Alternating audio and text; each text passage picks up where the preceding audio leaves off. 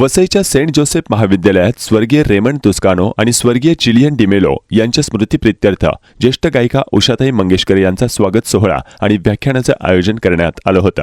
यावेळी उंचीनं ठेंगणं आणि कर्तृत्वानं उंच असलेल्या अनुष्का नाईक या कर्तृत्ववान मुलीचा आणि तिच्या पालकांचा उषाताई यांच्या हस्ते विशेष सन्मान करण्यात आला. उषाताई या वसईचे कवी मॅक्सवेल लोपिस यांच्या घरी थांबल्या होत्या. त्यावेळी लोपिस यांच्या घरी वसईच्या फ्रेश माशांचा आणि वसईतील पारंपरिक खाद्याचा आस्वाद घेतल्याचं त्यांनी सांगितलं.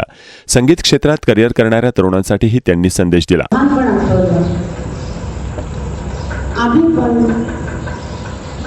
परिस्थितीबरोबर फार मोठा संघर्ष केला होता. फार मोठा. सगळ्यांनी हृदयाचा आजार, वडिलांचा आजार, सगळं बघितलं, सगळं लक्षात राहिलं. या वयामध्ये वडिलांनी कोणाला तरी शिकवलेल्या चीज आपण आम्हाला आठवतात. कशा आठवतात हे रहस्य अजून उलगडलेलं नाही आहे. दिदी कुठेही गायला गेली तिच्याबरोबर मी जायचे. तिनं कार्यक्रम केले मी जायचे. मला सगळे म्हणायचे दिदीची सावली आली, दिदीची सावली आली. असं दिदीबरोबरचं माझं नातं इतकं जवळचं की तिच्या कुठल्याही गोष्टी मला सांगायला 2-2 दिवस लागले. तर खूप प्रचंड आहे तिचं संपूर्ण व्यक्तित्व मोठी होती. ती गेल्यानंतरचे जे आघात झालेले आहेत ते खूपच झाले. त्याच्यानंतर हृदयाचा आजार, परत तो आजारी झाला होता, खूप आजारी झाला होता. तर या सगळ्याबरोबर अजून या वयामध्ये पण झगडा चालू आहे आमचा. पण ईश्वराची कृपा फार मोठी आहे की आम्हाला त्यांनी अजून तरुण ठेवलेलं आहे.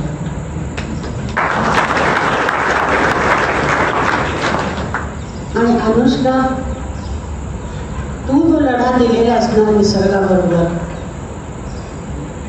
तुझ्या त्या लढ्यापुढे मोठे मोठे योद्धे पण तुझ्यापुढे म्हणतील. याला म्हणतात हिम्मत, हिंदीमध्ये जिगर. काय हिंमत आहे तुझ्यामध्ये, कमाल आहे. तू आनंदात आहेस हे बघून तर आणि बरं वाटतं. ते गेलं तुमचं निसर्ग उडत आणि तू गेला उडत. मी आहे, मी ताटे ही हिंमत जी आहे ना ती थोडीफार माझ्यामध्ये पण आहे. आणि मी मॅक्सला भेटले आणि मॅक्सविषयी काय बोलू, मला तो मी त्याला बघितलं त्या क्षणी तो मला बरा वाटलं. छान आहे हा माणूस, चांगला आहे, हा सरळ आहे, स्वाभाविक, स्वच्छ आहे, क्लीन आहे अगदी माणूस. काही डावपेच नाही, काही कपट नाही, काही नाही. त्याला काही नको आहे आमच्याकडे, त्याला फक्त आशीर्वाद पाहिजे. हे मला त्या एका दृष्टीत मी ओळखतो म्हणून मला तो खूप आवडतो. आणि हा हिरा, मी त्याला हिरा म्हणते एवढ्यासाठी म्हणते कारण तो फार मोठा लेखक आहे हे आता महाराष्ट्र हळूहळू जाणायला लागले. याच्या पुढे जाणणार नुसतं महाराष्ट्र नाही, याची कीर्ती हिंदुस्थानात पसरणार आणि त्याच्यानंतर तो बाहेर जाणार, हिंदुस्थानाच्या बाहेर, परदेशामध्ये. त्याच्यापुढे इतकं देवांनी त्याला आशीर्वाद दिलेला आहे की ह्या वयामध्ये तो इतकं छान लिहितो. तर माझ्या वयात किती लिहिशील नाही. खरंच लिहिणं त्याच्या हातामध्ये म्हणजे ईश्वरी देणगी आहे. तो गातो चांगला, पण गाण्याकडे लक्ष जरा दुर्लक्ष करतो. कारण 2-2 गोष्टी करणं अवघड पडतं असं मला पण सांगितलं होतं. पण मी पेंटिंग केलं, मी गायले पण आणि पेंटिंग पण केलं. त्यांनी गाणं करावं असं मला वाटतं.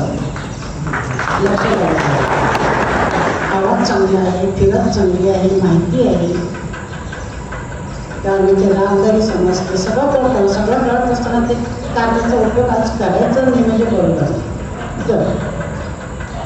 आणि त्याला मी नेहमी सांगते मी साधी आहे, माझं बोलणं साधं आहे, सगळ्यांना कळणारं आहे. त्याच्यामध्ये चित्रबाजी चालत नाही मला.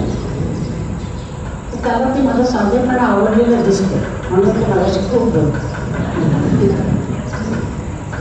आज आपण सर्वांनी माझं कौतुक केलं. खूप खूप